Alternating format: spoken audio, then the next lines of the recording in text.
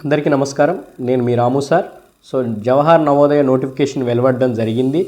So apply చేసే ముందు అప్లికేషన్కి ఏమేం కావాలి అనే డీటెయిల్స్ కోసం ఈ వీడియో చేయడం జరుగుతుంది. సో ఇది ప్రతి ఒక్క తల్లిదండ్రులు గమనించగలరు. ఈ అప్లికేషన్ ఫామ్ ఇది వెరీ ఇంపార్టెంట్. దీంట్లో ఉన్న డీటెయిల్స్ని బేస్ చేసుకొని నవోదయ వాళ్ళు కన్సిడర్ చేయడం జరుగుతుంది. మనం ఆన్లైన్లో అప్లై చేసిన తర్వాత కూడా ఈ సర్టిఫికేటే కన్సిడర్ చేయటం జరుగుతుంది. ఇందులో డీటెయిల్స్ని బేస్ చేసుకొని స్టూడెంట్ యొక్క సీటు నిర్ధారణ చేయడం జరుగుతుంది. కాబట్టి ఈ సర్టిఫికేట్ని మీ బాబు స్కూల్లో జాయిన్ అయ్యేంత వరకు ఉండవలసి ఉంటుంది. ఒకవేళ ఇది మిస్ అయినా సీట్ రిజెక్ట్ అయ్యే అవకాశాలు ఉంటాయి. కాబట్టి గమనించగలరు. ఈ సర్టిఫికేట్ని జాగ్రత్త పరచుకోండి. ఓకే. సో ఇక్కడ ఇందులో డీటెయిల్స్ని మీరు ఆధార్ కార్డు బేస్ చేసుకొని ఆధార్ కార్డులో ఉన్న డీటెయిల్స్ ప్రకారం ఫిలప్ చేయవలసి ఉంటుంది. Name of the candidate, father name, mother name, so date of birth, బాయ్సా గర్లా అనేది, క్యాస్ట్ ఏదైతే అది టిక్ పెట్టాల్సి ఉంటుంది. ఒకవేళ మీ బాబుకి ఫిజికల్లీ హ్యాండిక్యాప్డ్ ఉంటే కంపల్సరీ సర్టిఫికేట్ అనేది అవసరం ఉంటుంది. నెక్స్ట్ ఆధార్ నెంబర్ వేయవలసి ఉంటుంది. ఇక్కడ pen number of the candidate అని ఇవ్వడం జరిగింది.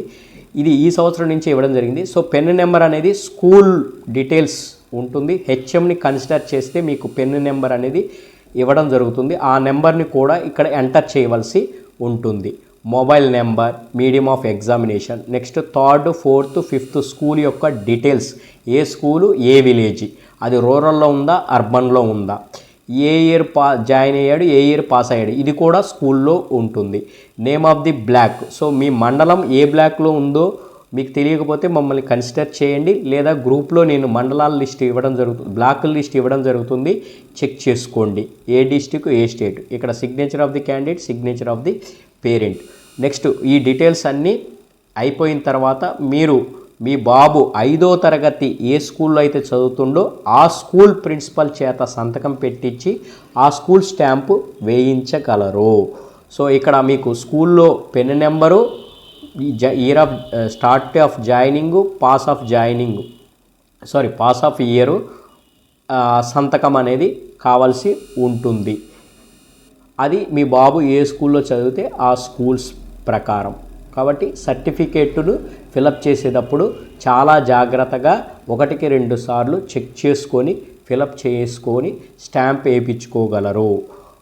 అయిపోయినట్టు